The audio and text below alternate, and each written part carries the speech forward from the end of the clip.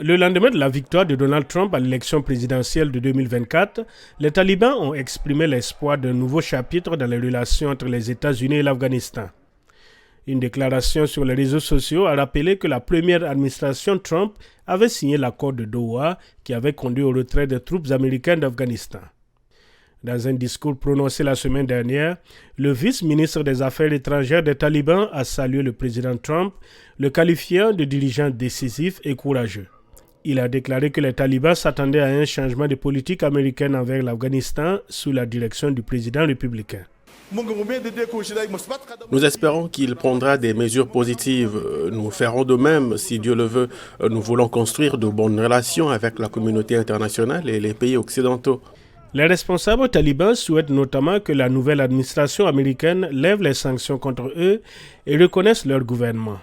Aucun pays n'a encore reconnu les talibans qui ont pris le pouvoir en 2021 après l'effondrement du gouvernement afghan et le retrait des États-Unis du pays. Les analystes affirment que les talibans espèrent s'engager dans des négociations comme celles menées pendant le premier mandat de Donald Trump et qui ont conduit à un accord avec le groupe. Il est clair que les talibans, certains des talibans qui ont travaillé avec Trump pendant cette période, pensent qu'il existe un terrain d'entente qui sera plus proche de leurs intérêts pour parvenir à une solution. Il nous reste à voir ce que sera ce dialogue et ce qui pourra être atteint.